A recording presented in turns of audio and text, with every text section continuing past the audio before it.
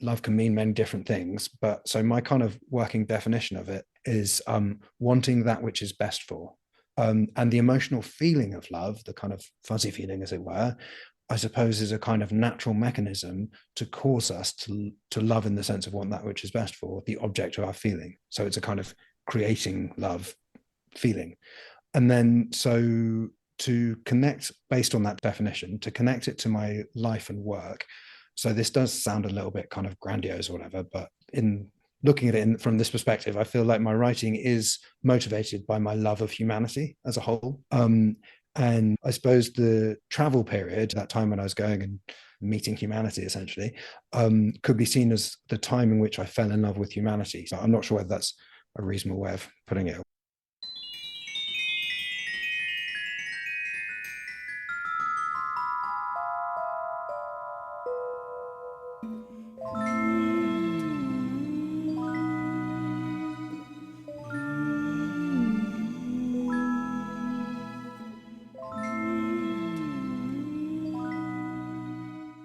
Hi, Patty. Thanks for being here today. Welcome to Love and Philosophy.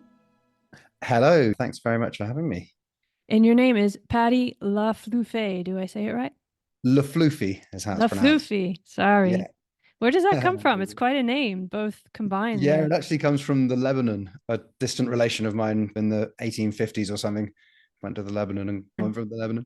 What's the Um, Patty from? well, Paddy's from Ireland. It was an Irish lady who went to the Lebanon in the 1850s and then I see. married, had some kids, and returned to Ireland. Okay. And So you then, already like, have a lot of movement going on in your, history, yeah. which is interesting for your book. So this book Yeah. is just great. I really hope everyone will read it because it's one of the first books I've seen that really puts a lot of things that have already been out there together into one place and also explains it in a way that's easy to understand, but also very deep. It's called Building Tomorrow, and you can expand on this, but the basic idea from my point of view is you're showing how there are other options for how to think about our economics, our business models.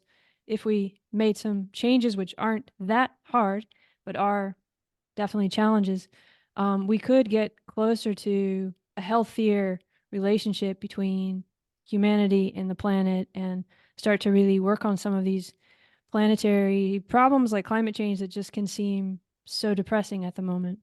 But maybe you give me your summary of the book first, and then we'll get into how you ended up writing it. Cool. Yeah. So I suppose that was quite a good summary. The idea of the book is that we need to drastically transform society in many ways. And one of those ways is to transform the economic system in order to avoid environmental catastrophe.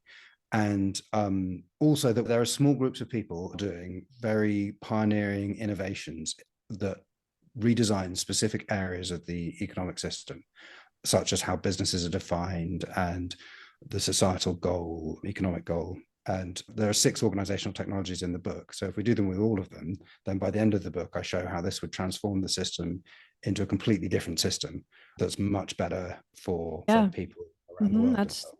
we're going to talk about all 6 of those before we really get into the book itself. What's your history? How did you end up writing in this book, almost like a guidebook for a new economic system?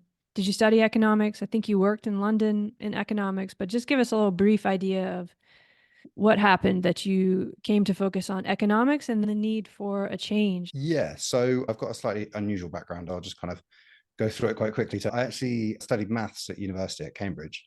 And that was basically because I was really good at maths at school and it just seemed like a sensible thing to do. And Mm. then while I was growing up and becoming at university, I went on a lot of adventures traveling in different places around the world. I would, work in factories and then go off and go sailing. And You just wanted to see other things, or what was the motivation yeah, I for that? just loved it basically. Yeah. I just knew the big world out there and it was really exciting and much more exciting than the life I'd grown up in, which was, fine and lovely and everything. But So were you kind of restless? um, Were you looking for, yeah, I was yeah, exactly. I new just had stuff? that kind Yeah.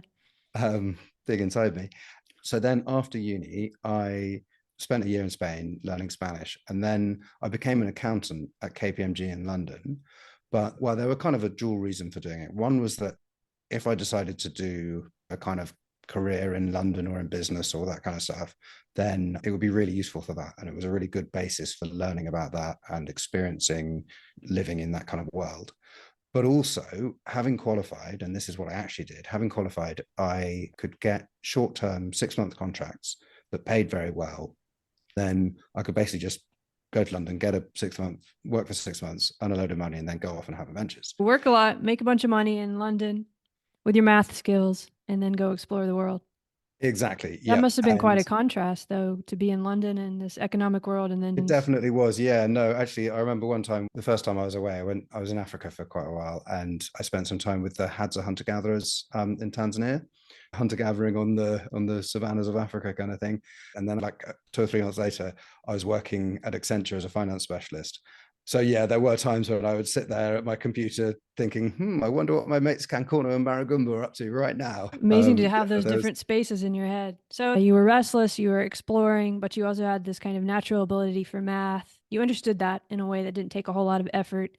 But then you also saw all these contrasts. Do you remember any particular moment, like in all these travels, where you started to kind of wake up to the ecological notion of what was going on with this contrast? yeah, so I suppose in the ecological sense. So I was doing this in the early 2010s kind of Okay. time.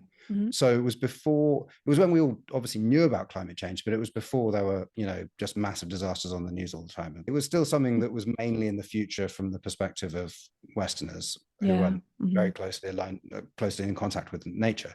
But around the world in various places, both in Africa, and I spent a couple of years in the Amazon jungle after that. People in these places did say that they had noticed the weather was changing, things were less predictable, the rains were less predictable, and so on and so forth. So in that sense, it was clear that it was happening, kind of thing. And you were closer And to where it was, I guess, even more when the change happens, it's even more urgent in those places.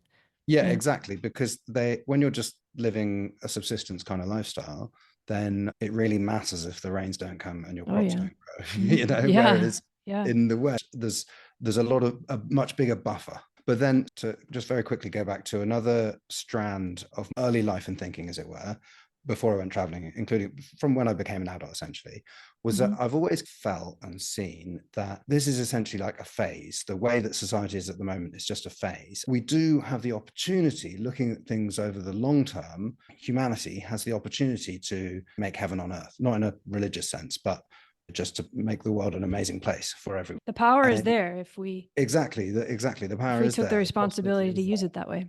Exactly. And so initially that was just in a kind of very vague kind of way. And then as I was learning more about the world, I was putting more pieces together, not necessarily consciously thinking like that, but just Right. generally. You already had this idea that, oh, we're in a phase, it could change, this is the way history works, and Yeah, there's exactly. potential for making it better, not only that we Yes. destroy the world. I see. Yeah, exactly. And in a way, I kind of felt slightly outside of other cultures as well. So, for example, to me, although I grew up with very similar people to that, working in as a finance specialist at Accenture felt almost as much going into another culture as going to the Hadza or something like that was.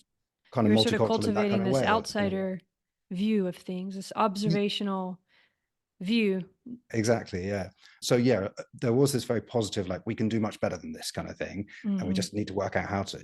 And then in terms of not so much ecological, but personal, like for people kind of thing. There was a moment in the Amazon, and this kind of typifies, as opposed to being the moment when I realized it, but Yeah. it typifies my general thinking over the time. Okay. So I spent a year, well, 8 months learning from an indigenous wisdom keeper, being formally taught by an indigenous wisdom keeper in the Amazon. And he was both a proper wisdom keeper and a very good and wise person in the kind of universal sense. He was just a really good guy kind of thing. Yeah.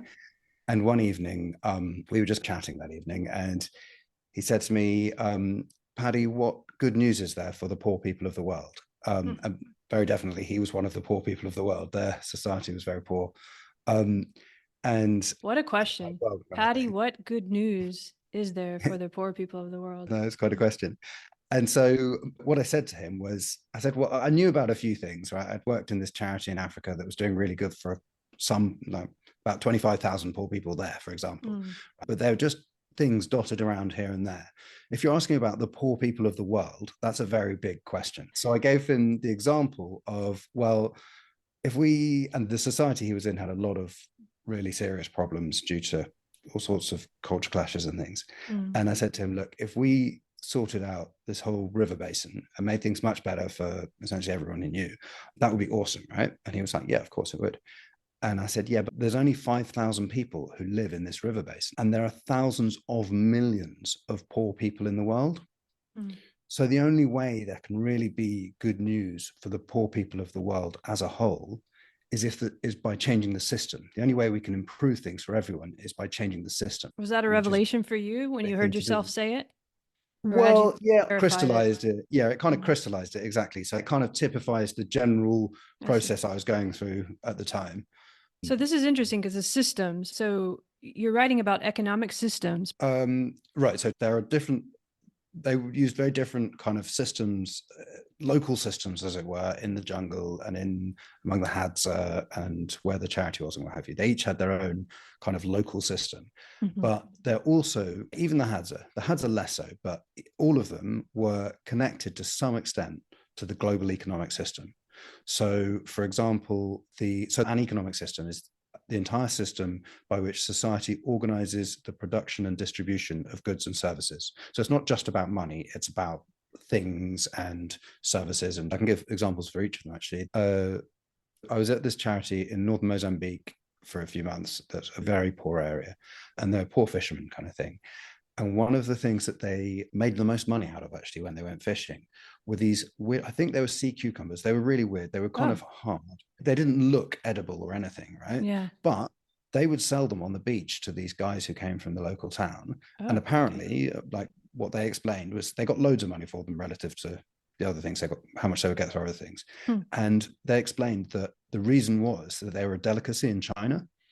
And there was some insane, like ridiculously complicated supply chain that got them from these poor guys on the beach in Mozambique all the way around. And then in the jungles, for indigenous people, axes and machetes are incredibly useful. And actually, the axes did come from Brazil. I was in Peru and they only came from Brazil, so not all the way around the world. But a lot of the goods, like welly boots and just all of that kind of stuff, they would buy from shops generally speaking, run by Chinese people, lots of Chinese goods. So again, that's where they're essentially to an extent reliant on the global economic system. And even with the axes and machetes, although they're from Brazil, they're still produced and distributed in the using the systems, the kind of global systems. That shows us how it's all interconnected. I guess also I'd like to know, so I'm thinking like the growth paradigm and profit and these things that you talk about in the book, like would that be kind of the mindset of these people who are creating the goods that they're buying, be it in China, be it in the US, be it in Europe? Are those the systems that are framing all of this that you're talking about? Right, yeah. So in terms of the individual's mindsets, even if individuals don't particularly agree with the system of economic growth or profit maximization and that kind of thing. So individuals who are, say, running a family business or have an individual shop or a zero waste shop in Bristol or whatever it might be, they can then run that in as kind of functions in more or less whatever way they want, right? Within the bounds of the regulations and laws and things. But if you're working in a company, then you kind of have to go with the company system, the company rules. So profit maximization in that case, right? So this is actually one of the organizational technologies in my book is the future guardian model of governance, which redefines what a business is. So businesses at the moment are defined by there's something called the Articles of Association, which is kind of like the Constitution. And the way that that's written, combined with the law, essentially defines businesses as being profit maximizing, like their legal duty is to maximize their profits. The Future Guardians, I'm fascinated by it and I want to spend some time on it. But just for people who haven't thought much about these issues yet, what is this idea of the growth mindset? And what is this idea of profit motive that does structure most companies and their articles? Yeah. So essentially economic growth. Or the growth paradigm, sorry. So because this is specifically to do with economics. So basically economic growth for the last century plus, kind of 150 has been the kind of main dynamic and aim and goal of kind of the economic system. Basically, our current economic system is built around economic growth.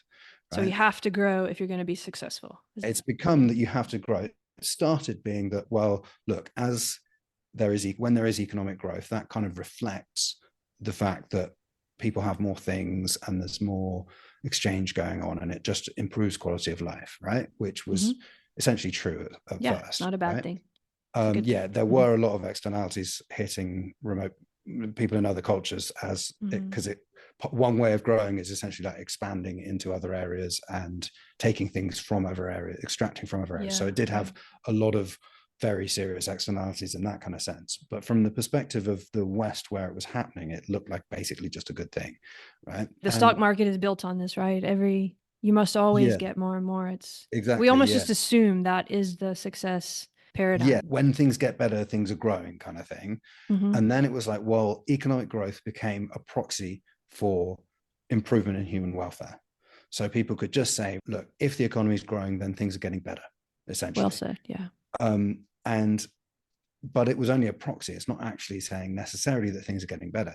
And then as time's gone on, and particularly in the kind of from the late 20th century, early 21st century kind of time, and in fact, in the period from the 1950s, which is kind of known as the golden age of capitalism, when there's loads of economic growth and things were genuinely getting better, it's also known as the Great Acceleration, because loads of metrics went up exponentially, including economic growth, but also environmental destruction and loads of good things and loads of bad things. Quality of life and all of these kind of markers.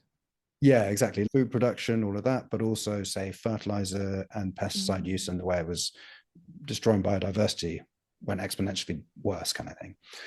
So by the kind of end of the 20th century, the externalities side of it was getting just absolutely massive, right? And it's kind of very debatable indeed whether growth in the West particularly has had much positive effect, right? And even in poor countries, growth generally does, or making things better, right? For places like in Mozambique, where there's basically just hardly anything at all, improving people's material quality of life does involve economic growth, because it involves having more stuff and being able to do more things, right? But that doesn't mean that aiming for growth is necessarily the way to get that thing, because growth is very biased towards rich people. It kind of skews things so that you can improve, if you just improve things for rich people, then that increases economic growth. So a lot of people just get ignored, and it's not exactly. So it just means what matters for the growth, so to speak. Exactly. And so if I'm going to caricature it, just for the sake of time, a lot of businesses are structured in this way towards growing more and more and more. And there's also, starting in the 50s, this idea that you buy more and more and more. This just seems like the way the world works, that economics just works that way. I don't think many people think of there being an alternative necessarily.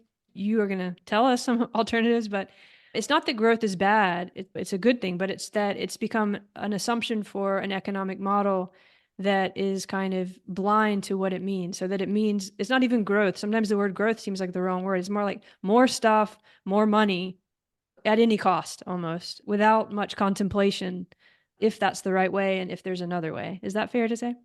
Yes, that is fair to say. Exactly. Yeah. And then, so you start to discuss these 6 technologies, and the first 2 are kind of different frameworks for that, right? You talk about the Doughnut model and also this idea of the circular economy.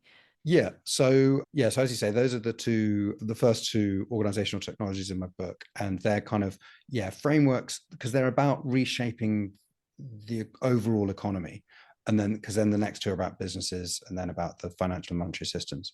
Organizational technology, that's the term you use. Organizational technologies, so what I define that as are the processes and institutions and systems that we use to organize society. And so the Doughnut kind of specifically approaches the growth paradigm, replaces it essentially in the aspect of growth as a kind of political or societal economic goal. So basically, with the economic growth has become it's become necessary and for society because of the way the systems run. When you don't have growth, you go into a recession. It's the way we choose our politicians and so on. Yeah. And so for politicians have to come up with like a positive thing and be like, look, this is the good we're going to do, right? In order to get into power and to hopefully do good kind of thing. So basically at the moment, for lack of other options of that they know about and they kind of can talk about properly, they always want growth to be there, right? They always want to talk about growth. And so what we need to, in order to be able to get away from that on that kind of societal goal, we need a positive replacement. And that's what the Doughnut development paradigm is. So the Doughnut was invented by Kate Raworth in 2011. And she's also spearheading an organization, the Doughnut Economics Action Lab, that's doing really amazing work to help build a movement of people. It's often called DEAL, right? DEAL. DEAL, yeah, exactly. Doughnut Economics Action Lab, DEAL. And yeah, they're doing really great work. And so what the Doughnut is, well, in a sentence, it replaces the goal of economic growth with a new goal of meeting the needs of all within the means of the living planet. So it's saying we need to make sure everyone has enough of life's basics, such as food, education, social networks, etc. Collectively, we need to not overshoot the planetary boundaries of causing climate change, biodiversity loss, messing with nutrient cycles, etc. And both of the two, so it's called the Doughnut because this can be drawn as two concentric rings. So the inside ring is the social foundation. So you need to be above all of the social foundation things. And then the outside ring is the planetary boundaries. So you need to be inside that. So the goal becomes getting inside the Doughnut. So it gives us a really potent visualization of exactly. where we could try and aim for. And growth can be part of it, but it's not the goal. It's not the domineering, overarching everything towards growth. Yes, exactly. Like Kate Raworth talks about becoming growth agnostic. Like really, we want it to not matter whether or not we're growing or not. We want it to matter whether or not we're improving things. That's really good. Meeting the needs of all within the means of the living planet. That's a really, it seems so basic, but it's another one of those things that hasn't been stated as a goal. Yeah, exactly. It has now. It has by now Kate Raworth has, but before this, before 2011. Yeah, exactly. No, it's a really good kind of conceptual system because it's got a clear articulation in a sentence. It's got this great visualization, and all of the bounds are specified very clearly. So the outside bounds they use the planetary boundaries from the Stockholm Resilience Center, which are reasonably famous in the people are interested in this kind of thing, at least, where they've worked out a set of 9, I think it is, kind of areas like climate change, etc. And the bounds, they've worked out the bounds for almost all of them now. And they've actually worked out that globally we've overshot the bounds on 6 of them already. So we really need to turn things around quite drastically. And then the inside ring of the social foundation, they've kind of got specific things with numerical levels of what need to be got to, and it's exactly the same as, but it's based on the Sustainable Development Goals. That's a massive thing done by the UNESCO, etc. So it's both got this clear articulation. It's easy to kind of see as an overall concept, and it's got very specific numerical amounts to it, so it can't be kind of greenwashed insofar as. So, for example, and this is another great way of doing it, but there's the well-being economy is another kind of like idea for this kind of stuff, and the Wellbeing Economy Alliance is doing great work. But as a concept, well-being is like, it can be defined in different ways. I've seen it defined in loads of different ways by different people. And therefore it's a bit too wishy-washy. People claiming that they're a well-being thing when they're not, kind of thing. Whereas you can't claim you're inside the Doughnut when you're not, unless you mess with the numbers, because of this like clarity that it's got.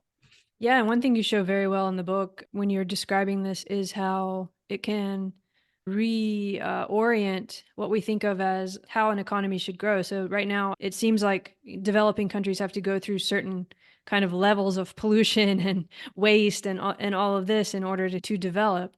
But as you show, and as the model makes clear, a developed country in this paradigm is a different sort of thing. In fact, nobody's really a developed country, are they? Because no one's actually in the middle of the donut. Yeah, exactly. So there's a really great graph that there's a team at Leeds called the Good. They have a kind of project called the Good Life Project or something like that, and where they're working out where all different countries are, and now they're going into lots of specific details about it, of movement and what have you, in the Doughnut paradigm. and they draw it quite a visual thing. And the kind of conclusion of the analysis, which can be shown really clearly on a graph, is that no one is developed. No countries are developed. So there's kind of three groupings of countries: developed in the rich countries and the developed in the economic growth sense countries, who do provide the social foundation for all of their people, approximately almost all of the social foundations, but they're also overgoing all of the planetary boundaries. And then there are poor countries that aren't overdoing the planetary boundaries because they don't have much effect, but they also don't have the social foundation for their populations. Right. And then middle income countries are generally both going over the planetary boundaries and not providing for their populations, because that's the way round it goes. Like, it's improved for some people, but not all people, and therefore the social foundation isn't there, kind of thing. So that means that each of those three groups, to get into the donut, which is providing both, and no country in the world is doing this. The closest at the moment is Costa Rica. Amazing. They're pretty close to it, but they're the only one. And so each needs to go in a different direction, essentially. Like, the developed in the Western sense and the economic growth sense countries need to continue to provide the social foundation while getting within the planetary boundaries, whereas poor countries need to stay within the planetary boundaries but provide a social foundation. So those are two completely different goals, and therefore different routes into the donut. And this shows when you shift away from that assumed growth mindset that we were talking, or growth paradigm that we were talking about, a lot of different possible trajectories open up. So these assumptions we were making, as you show in the book, about how a country has to develop can be done differently, which actually, as you showed too, it becomes very optimistic and hopeful about what we could possibly do. It offers a visualization, a different way of thinking about what we want as countries and what our goals can be and how we can get to them. A different landscape and a different map. And what about the next you move into this technology of the circular economy? So the circular economy is specifically about material flows. The kind of simplest definition of it is that the circular economy solves the waste problem by redesigning how materials flow through the economy so that they cycle endlessly around the economy and never become unusable waste. So essentially, at the moment, there is quite a bit of circular economy happening. It's happening more and more. It's been going on, it's been increasing more and more over the 21st century. There's loads of companies and organizations doing circular economy things. But the traditional kind of economy was a linear economy of essentially you take raw materials, dig your ore, grow your cotton, whatever it is, turn them into products, use the products break or get old, whatever, and then you throw them away. So it's linear in a kind of schematically that's going from raw material, use, bin, landfill. And so obviously recycling is kind of helping with making it slightly more. Recycling is almost like a toy version. But it's exactly. It's like a not good enough version, essentially. Right. But it's something that now is at least common, whereas it wasn't maybe 30 years ago. And so that is part of the circular. It's an example of moving in the direction of the circular economy, right? But the circular economy is where it's truly everything goes around and round and doesn't need to, there is no waste anymore. There's no landfill kind of thing. And so I don't know if there's loads of stats about the waste problem. So one crazy stat about the waste problem, right? And this is a few years ago now, but I assume it's probably still true. The amount of e-waste, so electronic waste, which is created each year. So that includes basic things like toasters and things like washing machines and computers and smart, all of that kind of stuff, right? The amount of e-waste that's created each year weighs more than every commercial aircraft that's ever been built. Well, so almost just you can't even like, it's hard to understand that. It's exactly. Isn't it just mind blowing? And it's so frustrating in a way that there's so much junk. It feels like junk or something to me. Exactly. But you show, I think, actually with the toaster example, of many other examples in the book, of how the way we create products and the way we think about what the product does can start to change this quite quickly if people just get the idea. And what I heard you just saying and what I was thinking of in reading the book is also just knowing that there are other options and thinking about time in a different way instead of the linear model, which seems to just think of in the moment what I need and then get rid of it. This is like considering, how is this going to be used in 20 years or 30 years? Or it's a different time conception too, isn't it? A bit.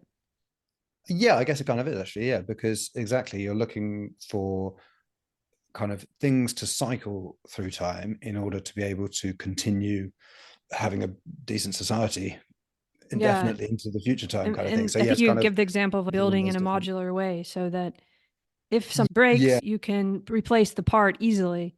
Whereas yeah, now with a exactly. toaster, you just throw the toaster away. Yeah. So basically, there are various people have been working on the circular economy for quite a while now, and there are various kind of general strategies. As you say, one of them is modular parts, so that if just one part breaks, you can take it out and replace it, and you don't have to replace the entire thing. And there's a whole bunch of other strategies. And in order to, so yeah, recycling does it a little bit, but recycling is more like adding a loop onto the linear economy, whereas to actually make a truly circular economy, you need to build it into each part of the process of the material flows, the life cycle of products, etc. So, for example, if you build things with intricate combinations of materials, so like combining plastic and metal and paper or whatever else kind of thing, then that makes the whole thing much harder to recycle because you need to recycle the different materials. You need to separate them in order to recycle them. So it can make things unrecyclable. So that means that you have to think about circularity when you're designing products, which is very doable. And as you mentioned, I've got examples in my book of Yeah, how and these different things are also done. what materials you use, thinking Yeah, of and that what at the material? Yeah, beginning, exactly. not just creating some crazy mashup of chemicals that seems right for the short term, but as you show, if you really think about the materials and how they go in over a long period of time, it becomes easier to have this circular flow of things being reused rather than it just being too much work to Yeah. separate everything out. But this is part of a kind of a business model too, right? Now we can Yes. get towards the future guardians because a lot of the business models and the idea of the corporation and all is built more on that linear model, isn't it? Yeah. So Yeah. the second part I was going to say with the circular economy is that with business models, a lot of business models are basically built around if you sell, the more things you sell, the more money you make. And then they're also aimed at profit maximization, right? So that is a whole kind of dynamic pushing the creation of more and more stuff in order to sell it and make money. Because you wouldn't Um, want to have this long-term thing, right? You just want to build as much stuff and sell it as quickly as possible in that model. Yes, exactly. Yeah. So then you've got to think about with the business model, not just on the profit maximization side, but the way in which profit increases. So a classic example of this is doing sale of service. So if a business is selling the service the product provides, right, rather than the product itself, that means that when the product breaks, the individual one that someone's using, they still are allowed the service, so they can send it back to the company and get another. And that means that basically the cost of repair is put onto the company. So then the company is incentivized, just its financial interest is incentivized to make products last much longer. Which is just Yeah. wonderful So because that changes the priorities in a way such that the company itself is going to want to do all these things that you mentioned in the book and that we've touched on in terms of what the way they build the object because they're going to be the ones having to rebuild the object. So the people are paying for the service, not the object. yeah. So yeah. So with the to kind of tie between the circular economy and the future guardian model, things like sale of service can work in some circumstances for companies that are only profit maximizing because they actually make more profit as well. But intrinsically, doing a circular economy is not aligned with profit maximization. It's just a separate thing, right? And so there are the vast majority of cases, it's if a company's profit maximizing, then it's only got a very slight incentive to do desire, whatever, to do circular economy things, right? So to get a truly circular economy, part of it is that we need companies and all of the examples of so in the circular economy chapter I go through a whole bunch of exemplars of that demonstrate the different strategies for getting into the circular economy.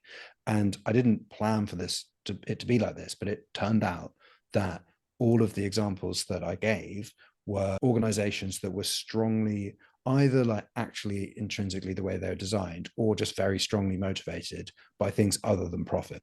Hmm. Because when you're not thinking about profit, you can think about doing the best for the world or for creating the circular economy or for whatever thing it is you want to be doing. And so the future guardian model is this model that it redefines business. They've rewritten the articles of association, which are kind of like the constitution of the business, so that it's no longer profit maximizing. And the way they're based in Wales, so they've done it in a way that works within British company law. So you don't need to change the law in the UK, at least. You don't need to change the law in order to do this. A company can just become a future guardian.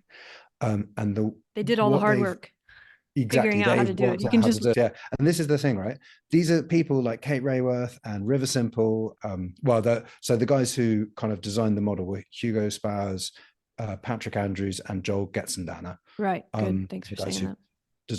designed the structure, and River Simple's pioneering it as a company. And yeah, and then other people doing the other one. So basically there are these small groups of people who are like really dedicated to solving these specific problems, and they have done, right?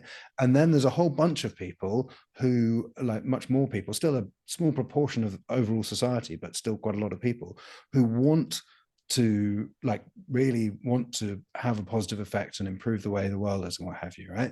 And so my idea in my book is I'm bringing together all these things and describing them as kind of clearly, and I use as little jargon as I can, and make it as easy to read as I can, but also going through the practical, like how you can actually do this kind of thing and how it works, the nuts and bolts. Yeah, you really show it. It really makes it clear that it's possible and that it's not even that much work if you just look at how it's being done now. You can adapt. But River Yeah, Simple, so we didn't say. Maybe you should just describe a little in the Future right, River Simple. Guardians. Yeah, so they're a hydrogen fuel cell car company based in Wales. They haven't actually gone to market yet. They're looking for funding for their first factory at the moment. So if anyone happens to have a spare 100 million quid, then Yeah. give it to River Simple, invest it. But they've done all this work of structuring the company already, so that once it's going, it's a completely different model. It's actually aligning Yes. the goals and interests of the company with the customer in this way, the sell to service way, in an expanded sense that you were talking about, such that Yeah. So the yeah. sale of service thing is kind of the site. So that's the business model, but the River Simple, the Future Guardian model is the governance structure. So essentially, the kind of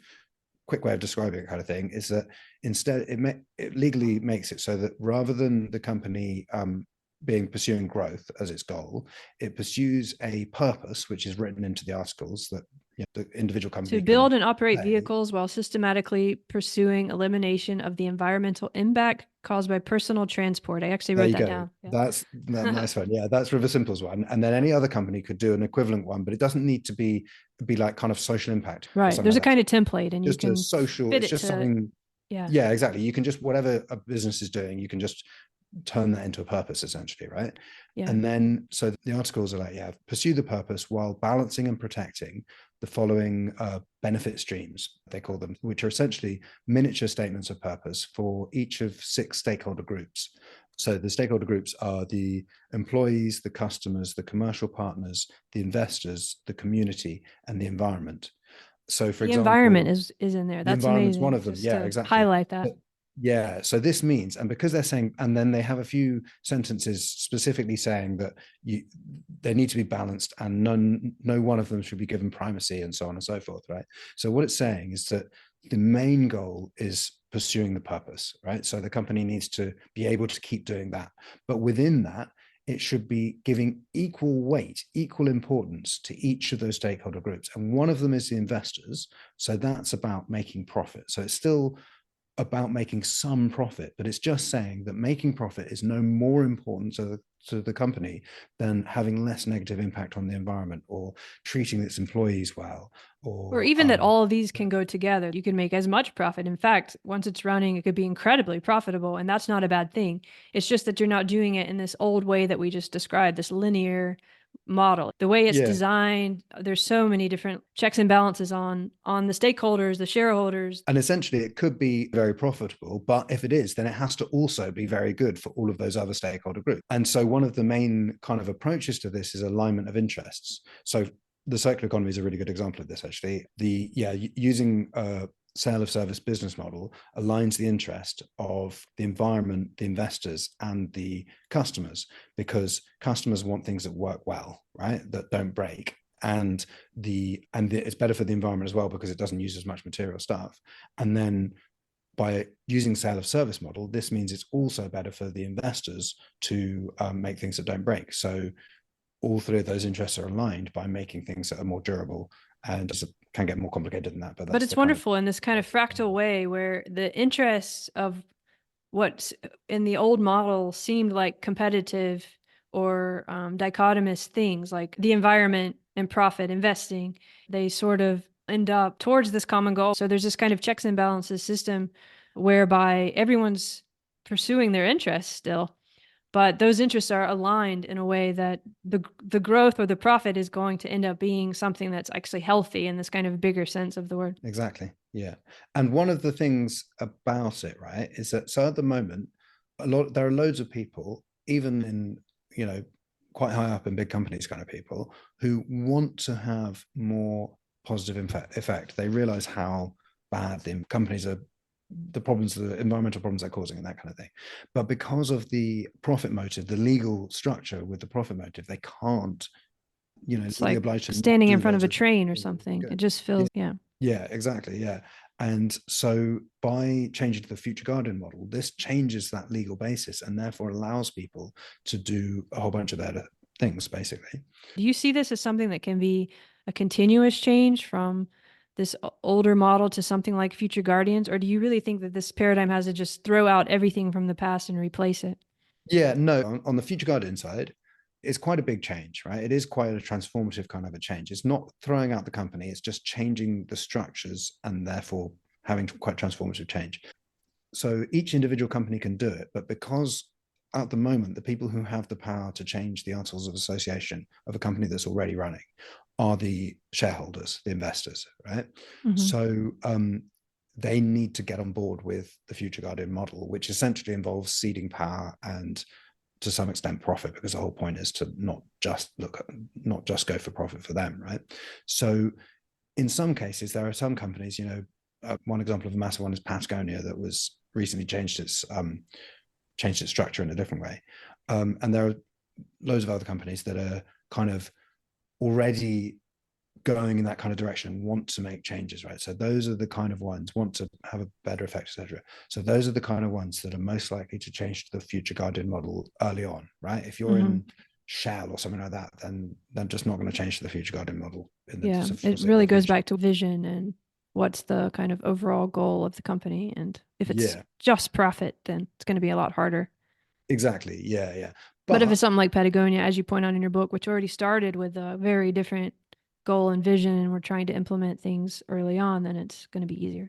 yeah, exactly. So the future guardian model initially for spreading it, which is something I'm hoping to kind of get going, Mm-hmm.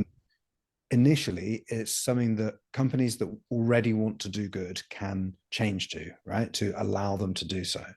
But then as it builds up momentum, if it becomes more well known and more companies are doing it, and there's organizations helping companies do it and that kind of thing, then it can also become a kind of social pressure, like, well, this is obviously a good idea. And so that can weaken, it's kind of like gradually turning, each people are on different parts of the spectrum of going towards wanting to do better, right? And so Mm-hmm. it It can becomes cool and trendy in a way. exactly come on cool and trendy, and then more companies like, oh, let's do that. And Yeah. yeah, and recognizing that, oh, that's a way that we can have way more positive effect. So then over time, more and more companies can do it, and it's something that can be applied to, it's harder to apply it to very small companies because it's got a bit of a cumbersome structure, but Yeah, it you can say be. that in the book, but you show um, also other alternatives like the B labs and B yeah, corporations. How does that technology fit with this? yeah. What you were asking about, is it like chucking out the old to replace Oh it? yeah. I'll kind of dig into that a little bit more. Yeah, please do. um B Labs is a good example for this on the specific thing of the businesses changing, right? Um, B Labs is an organization that they do a certification and they're doing really great work. And they've got, it goes up all the time, but last time I looked, I think it was over 7,000 organizations are B Labs, right? And to Right. become a B Lab, what you need to, or a B Corp, sorry, you need to pass a certification, which basically checks that they're doing, you get points for each good thing that you're doing for a stakeholder, essentially, apart from the investors, because everyone's already doing everything for them kind of thing. And if you get a high enough score, then you pass that part of the certification. And then the other aspect of it is that you have to write something into your articles so that it's about more than profit, right? So that's, yeah, changing that kind of deep design as well. But the way in which it's doing it, first of all, to be on the certification side, is like it's a bar. So once you've got over that bar, you've just got over that bar, and they can have kind of extras for a little bit extra or whatever. But it's basically just get to that level. And then on the article side, it's just saying something as well as profit. So essentially, what it does is it gets companies to move from being purely profit focused to being profit focused, but also being decent, if you see what I mean. Whereas, Mm-hmm. but profit's still the main aim, right?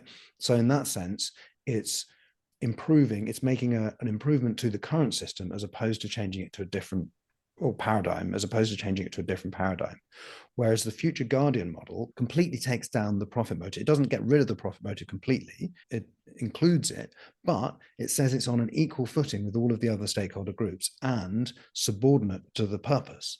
So in that sense, it's a wholly different system, a wholly different kind of paradigm, because the profit is just no longer the main thing. There's so much good work, and you show it in your book with these regenerative organizations, which are basically waking people up to the fact that they can have different goals and that they can start to build things in terms of, it's kind of a different structure. Yeah, regenerative organizations, it's about structuring it rather than, so the corporate structure is the main one, not just for businesses, but big charities. Basically all big organizations in that kind of general area are corporations insofar as they're centralized, hierarchical, big corporations kind of thing, right?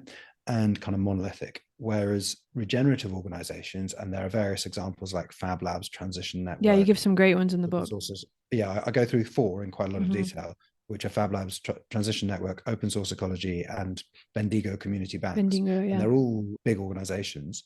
Open Source Ecology is still quite small, but the other 3 are absolutely massive, and have thousands of nodes. And they have different details in the structure, but the overall idea is that what they're doing is connecting local groups or organizations, kind of like local nodes of whatever type it might be, through a global network, so that the nodes are still fairly independent, but need to comply with the ethos and rules of the network, and then they share things around the network. So it's essentially, a different structure to a kind of alternative. So on the systemic side of things, where it's like, is it a new system? Is it getting rid of the old system, etc.? Like, there's putting these things together, right? They each change paradigms in the area that they're approaching. And if they're put together, and as I go into a bit in the conclusion of the book, and I'm developing more and more in my own thinking and writing at the moment, they can go together to create an entirely new economic system, right? But in order to get there, we still have to get there from where we are now.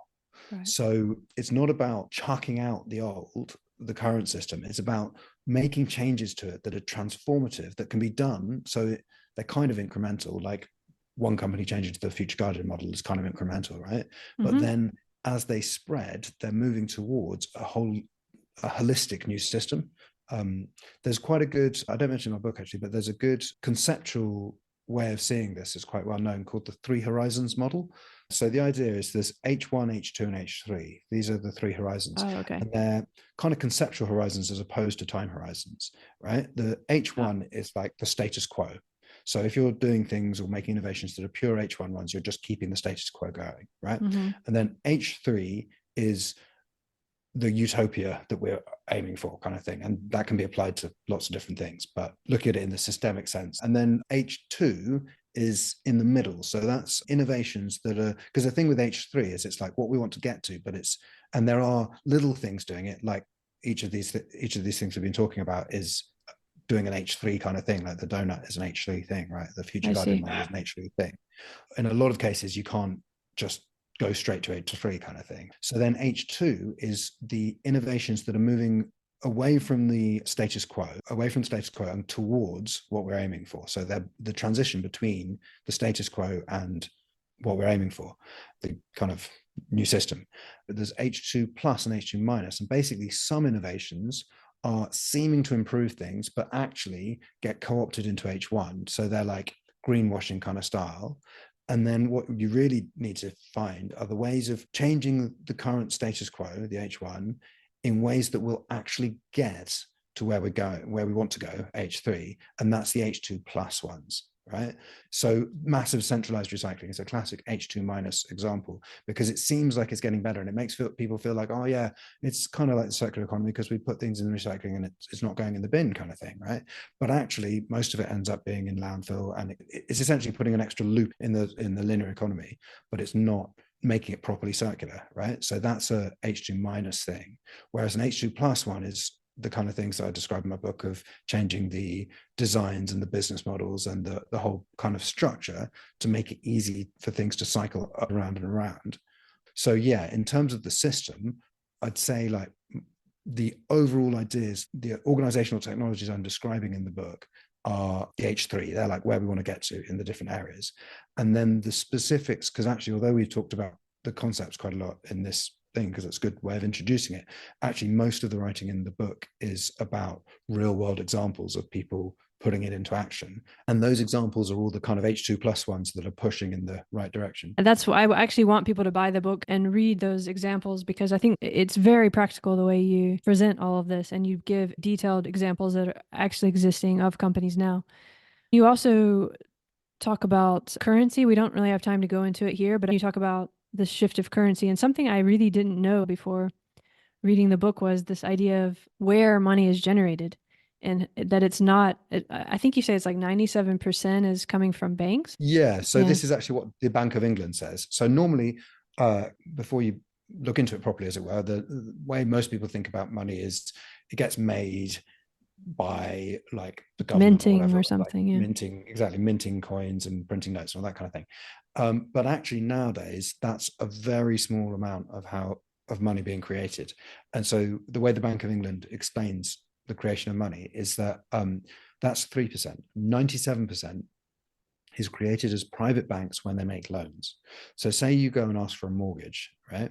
The bank doesn't have a stack of money somewhere. It doesn't even have a stack of electronic money somewhere, right? It doesn't have the money to give you that it gives you for the mortgage. Instead, it has the power to make a loan to you, right, out of thin air, essentially. So it can just say, okay, you have this money and you owe it to me as well, kind of thing. So that effectively creates money because it's the debt side of it that the bank has just sits there on its balance sheet, right? And whereas it's giving you the ability to spend money by buying the house, right? And having the ability to spend money is like having money, right? So that is money, and as the Bank of England says, that's how money is created at the moment. And then perhaps even stranger is that they're actually destroying it as well. When you pay back the loan, so they can loan you money, but they have, part of it is that it's a loan, you have to repay it, right? And when you repay it, the bank can't then spend it. It has to cancel it off against the debt that it's written into its balance sheet, kind of thing. So when you repay it, that gets destroyed again. But banks don't just say, here's some money, give me back the same amount of money later, right? Banks say, give it back to me with interest, right? So that interest is on money that didn't exist before, kind of thing. And it means that you have to go out and make more money than you were given or you were loaned in order to repay it, right? In order to repay the bank. And that extra interest is profit for the bank. The bank can then use that as money. It just kind of becomes money, right? So it basically means that once you've got a loan, you need to go, and because essentially all money is made like this, when you get a loan, you need to go and get more money in order to pay it back. But that more money itself, the interest part, is also created as a loan to someone else that you've sold something to, for example, and got the thing from and got the money from. So essentially people are always chasing more and more money. There always needs to be more and more money to pay off that interest, or to have that interest. I haven't explained that very articulately, sorry. No, there's so much there to try to relate it to what we've been talking about so far. It seems part of that same linear idea or model that there's must always be growth. Yeah, so it drives growth because everyone's chasing more money, essentially, when they get loans to pay back the interest. That means that more money needs to be created. And so technically it's feasible that would result in inflation rather than growth, right? But, and I go into the details of it in my book, in reality, it clearly actually causes growth, a bit of inflation, but also growth, because banks are motivated by the profit of giving more loans and et cetera, et cetera. So it like pushes the, and it's this very personal connection into all of our lives, because we are using money in this way, and it is tied to these other things you've already discussed in terms of the growth paradigm and the primacy of the profit and so on. So as you show in the book, which people are just going to have to read to get this part, because we'd have to do a whole other conversation about sovereign currency, but you do go into all these things. Exactly. But it's all tied together, all these things, and a change has to come economically through all of this. So it's one of those things where it's through all of it, but each part we can do and each part is positive as well. So we don't need to change to a sovereign money system in order to move to the future guardian model. And we don't need to move to the future guardian model in order to get into the donut, or try to get into the donut at least, kind of thing. We can try and do all of these things, and also they can be done by people in different parts of society. So they're things that basically like any community can just do. There's loads and loads of them all around the world already. So I go through kind of exemplars of each of the main ways of doing it, kind of thing. You discuss these in the book. You show 6 technologies that are a different way than this way, this linear way. You give examples of it, and you present it as a kind of practical handbook. So even though these seem like really big ideas and a lot of these corporations are big, you also talk about a lot of individual possibilities for starting the shift, even if it's incremental. And a lot of it also, I think you show as cognitive. Just being aware of all these possibilities is already a huge advantage, because if you don't know it's possible, you don't think about it. Yeah. So in the book, there's loads of examples for people in different parts of society, in different jobs or whatever. So for example, if you're working in a business that's kind of progressive, as it were, then the future guardian model, so talking to the kind of people, obviously it's the kind of thing that needs to be ultimately done from the top of the company, but talking to people in the company and getting knowledge of the future guardian model and trying to get it moving in that direction is something that one can do. Yep. And then if you're in local government, then using complementary currencies is particularly good in local government's particularly suited to putting them into practice, kind of thing. But there's also loads of things that just anyone can do, right? So one of them is joining community organizations in your area. So there are loads of groups joining or starting, if they don't exist in your area, from Deal, Transition Network, and online ones, Open Source Ecology. And another, as you say, is like learning about these ideas and then talking about them, because it's like the more that people know about these things, and thinking about, for example, if you know someone who's an entrepreneur, young person starting to become an entrepreneur, kind of thing, then telling them about regenerative organizations and the future guardian model, so that they can think about that as something to use. Actually, a really good example of this, most people don't know people like the guys who started Google, right? But Google, when it started, they had their motto of don't do evil, something like that, right? Or don't be evil, right? And they basically were very idealistic and wanted to do good. But the model that they had to use, the one available kind of thing, was just the profit motive one. So they've become this gigantic conglomerate, and basically the money profit motive is really strong. If it had been widely known about and just accepted that it was an option, they would probably have become a future guardian. Google would have been and there would have been checks and balances on that exorbitant, that huge amount of profit that then you just get carried away in the inertia of it. Yeah, exactly. But all of that would have just been much better for the world, essentially. So yeah, just talking about it generally, there's loads of other people that it's useful to talk about it too, what have you. And then this ties into the next thing, basically putting more money into doing good things. So loads of the things in my book, some of them are for investment style, but also things that are not investment style. So like tool libraries are one of the examples in the circular economy. And one way of increasing the amount of money that one can give is basically giving capital amounts, right?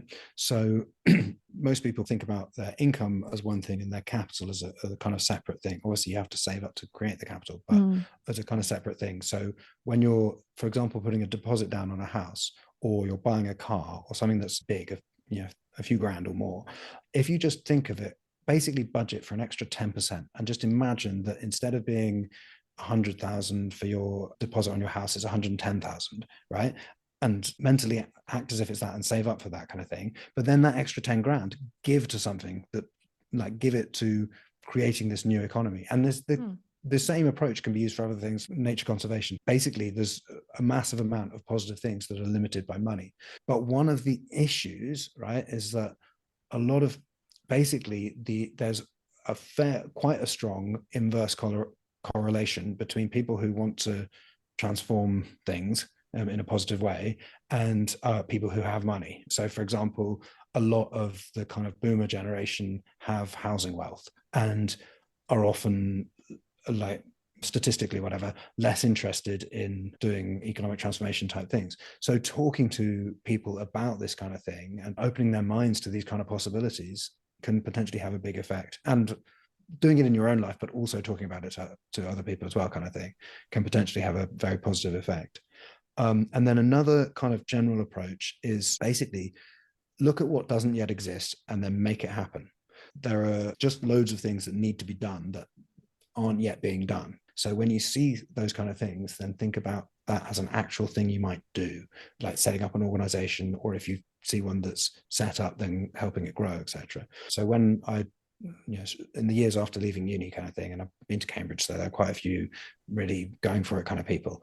And so quite a few people became entrepreneurs. And this was, of my friends who became entrepreneurs, this was basically their approach, was that they saw something that they wanted to exist, but it didn't exist. And they're like, well, we can just make this thing and then turn it into a business and grow it and be entrepreneurs.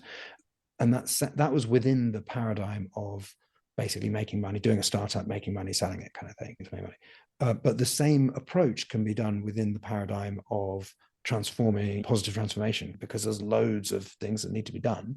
And so it's just applying that, right, let's just get on and do it kind of attitude. And so that's for young entrepreneurs, but also for people, older people who are like changing career or considering doing it. It's something that can be done as well. And I've actually got a specific individual example of someone I met through Q&As about my book, Gavin Fernie-Jones, he was running, until Brexit happened, he was running a couple of ski shops in the Alps and kind of doing his thing kind of thing.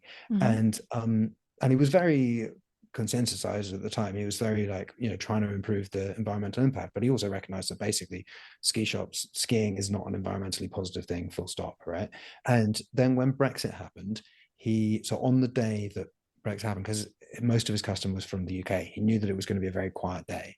And so he decided that they would have a repair day in their shop or outside their shop. And he got some people who could do repairs, and he was just like, let's do it. I think he called it F Brexit, let's fix it, or something like that. And he also had a thing where he asked people to donate old clothes, the old outdoor clothes, ski clothes or what have you, that he would then sell, and all of the profits would go, all of the sales cost would go towards tree planting. And he just did it as a one-off day, and it was really successful. So he did a couple more over the next few months. And in those 3 days, he turned into tree planting, spent on tree planting £9,000, right? Wow. And he was like, wow, this is a really good thing. Yeah. So he set up a little community organization, and he was like helping chalets to have more positive effect, and et cetera. And then about a year, and so Brexit only happened like 5 or 6 years ago at this point, right? So it's all just happened in the last few years. And then they got a bit of community space, so they turned it into a community hub, repair for clothing, for bikes, for whatever else kind of thing. And then he was actually on a podcast and chatting with the lady after the podcast. He realized that doing a network would be a really good way of doing it, like the regenerative organization style networks, right? And so he got in touch with a few other like places around in the next valley over, or whatever, that he knew were vaguely interested in this kind of area, and he turned it into what's now called the Reaction Collective.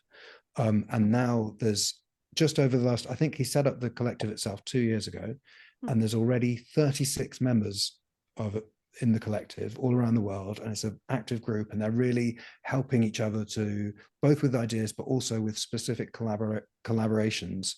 And Fernie-Jones is an amazing guy, but he's also just a normal person. For the first 20 years after he left uni, he was running a ski shop or two. And we can all be those super amazing guys, is really what it comes, the kind of moral of the story. That's the message. And that's a good message. It's because I think now more than ever, we do have more tools to make these kind of things happen.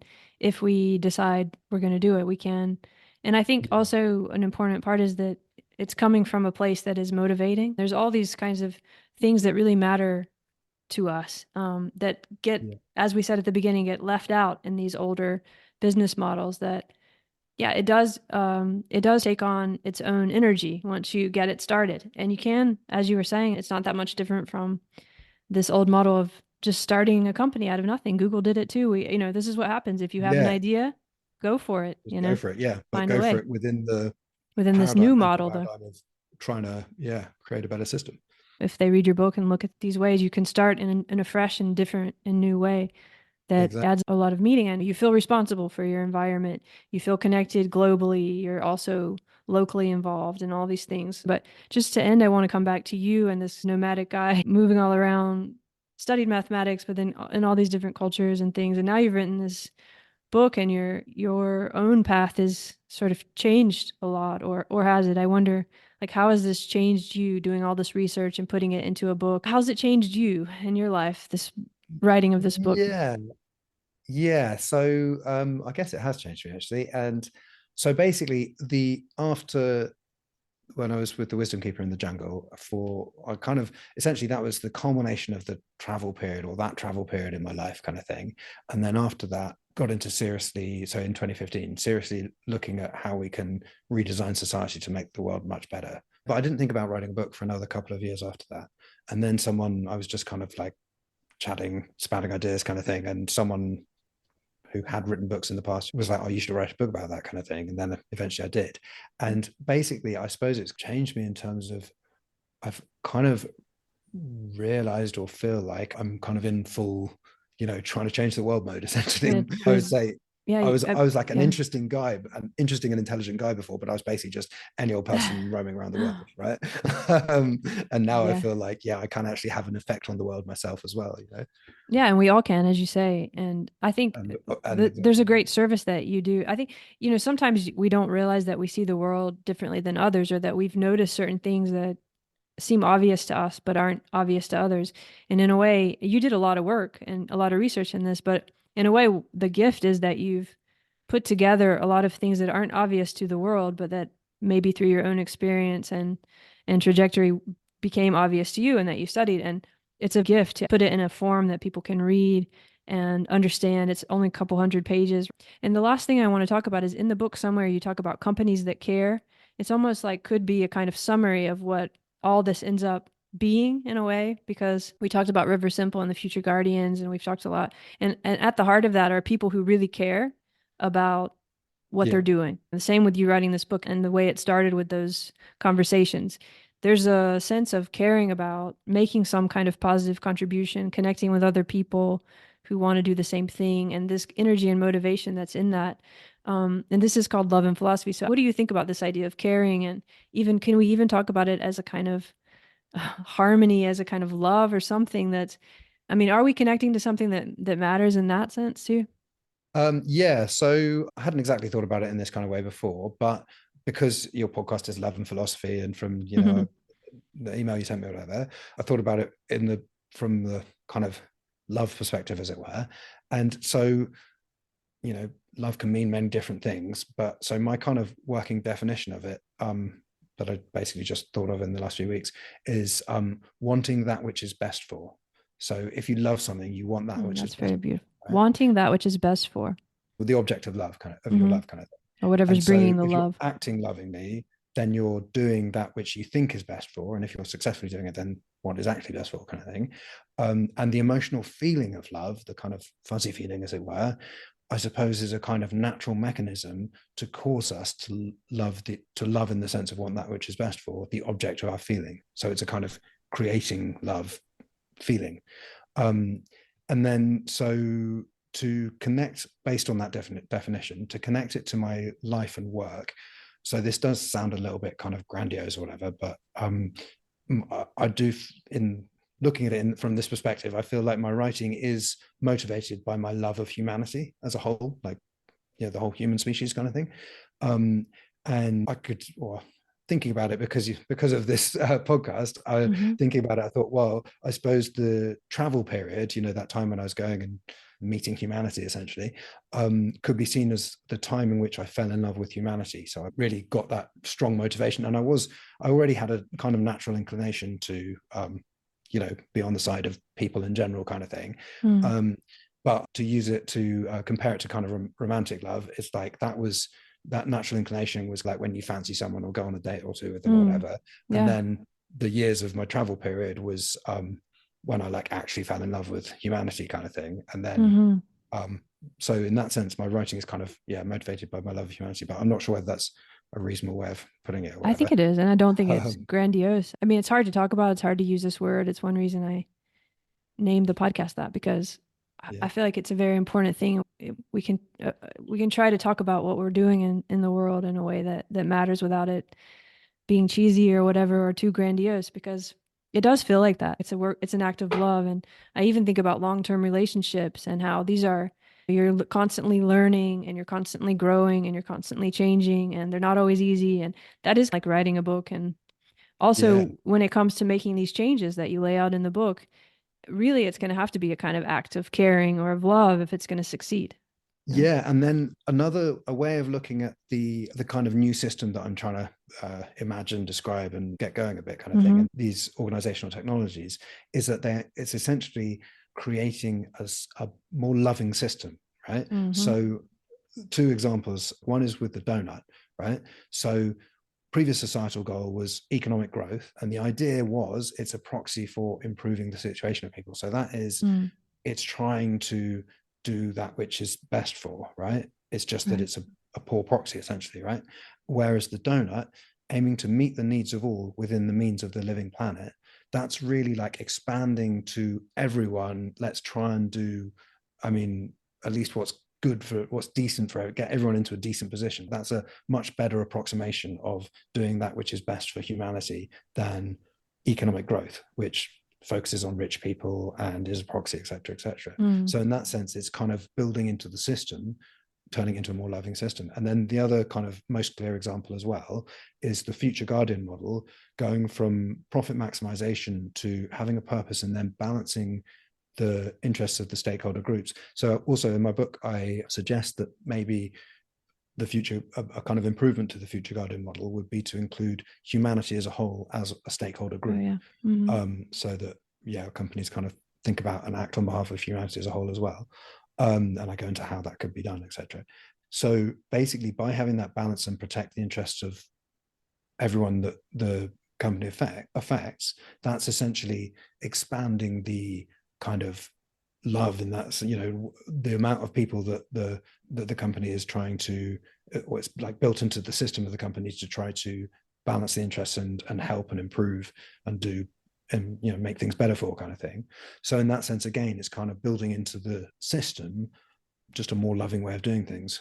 Yeah, because it starts with something you care about, and it's a relationship. It's not Exactly. something that you're thinking of as external. It's really intimate. I think that's the thing. Even with these examples that you've given, there's an intimacy because it's actually life quality on an individual sense.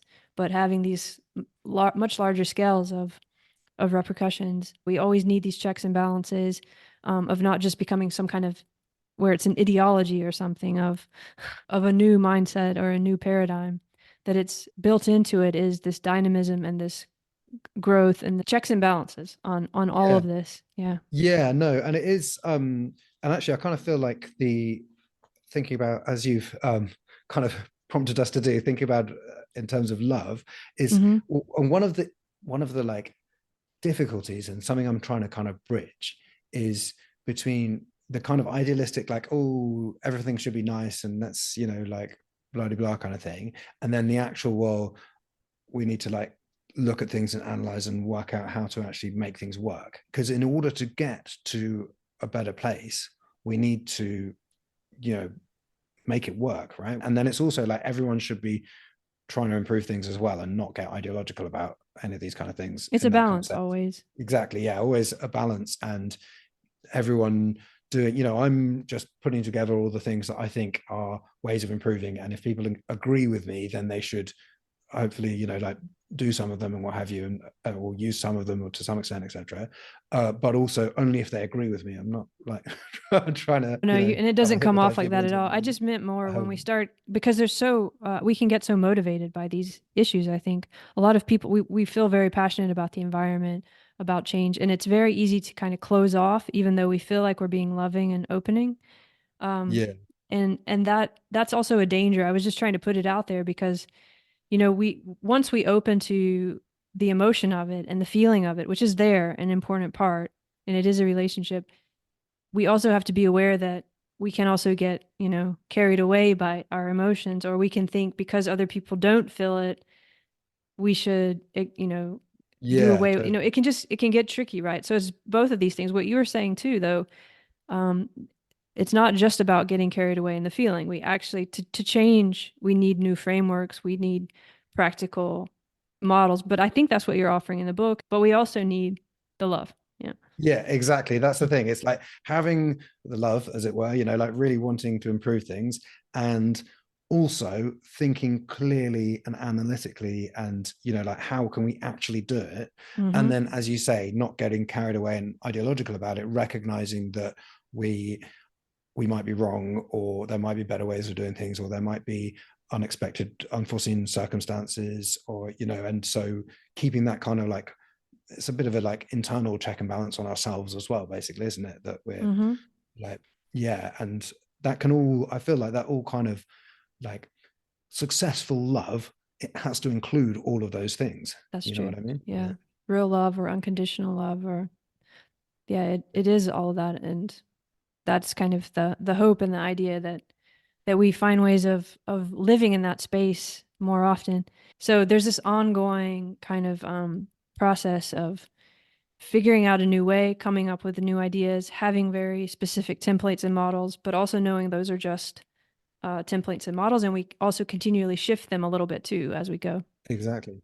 Yeah. Like a And relationship. things, yeah, and things that are appropriate in one circumstance or at one time, that doesn't mean they're always going to be appropriate. Just as in the early 20th century, for a lot of people, it looked like, and from their perspective really was true, that economic growth was a very good thing. And even in the mid 20th century. But then, like, at this point, it's no longer, there are just too many externalities. So it's kind of a temporal thing as well, right? And the same with these things. The idea is to get to a better place, but then there definitely will be other better ways of doing things as well. And then once we get there, maybe changing things will be appropriate, and et cetera, et cetera. Yeah, absolutely. And each situation will require a little bit of a different shift. We were talking about the different kinds of systems and how it's not like choosing one system, or it's not saying growth is bad, or it's somehow trying to open the space so that we can hold all these things. Growth doesn't have to be good or bad necessarily, but we can think of it in terms of the trajectory of the system that it's part of.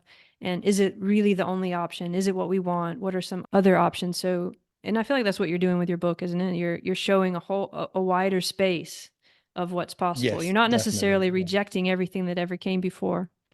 Yeah. And I've done a lot of, I've like, because in this book I'm kind of concentrating on the nuts and bolts, but explaining it clearly and with the concepts at first, what have you, but I wanted it to be quite a practical one. So I haven't gone into the kind of cognitive, I think, as you put it, the cognitive side as much, but obviously I've done quite a lot of that myself anyway. But it's in there, yeah, because it's an important part of the whole overall kind of movement that we need to do. Yeah. And you don't see like the past systems as your enemy or something, do you? Or no, exactly. That's another thing, that it's one of these things, like it's so easy to get bogged down in arguments about, oh, well, that was bad, or that was bad, or blah blah blah. It doesn't really matter. What we need to do is improve things now. We know that there's an environmental catastrophe on its way, and we absolutely have to change things so that to get out of its way, or to get it out of our way, kind of thing. So rather than arguing about that or having people guilty or shamed or whatever, it's like, well, no, okay, you might have done whatever it was then, but now we know that we need to do the better things. Here are a bunch of better options. Let's just get on and do it. That's exactly right. That's the great place to end, because yeah, it's possible. Let's get on with it. Let's do it. Let's join together. There's a lot to be done, and it's fun. It's fun to think about what we can do. So thanks so much, Paddy, for writing the book, and I look forward to the upcoming stuff and work and ideas from you. Great. Yeah, and thanks very much for having me on the podcast. It's been a very enjoyable conversation. It has been. See you.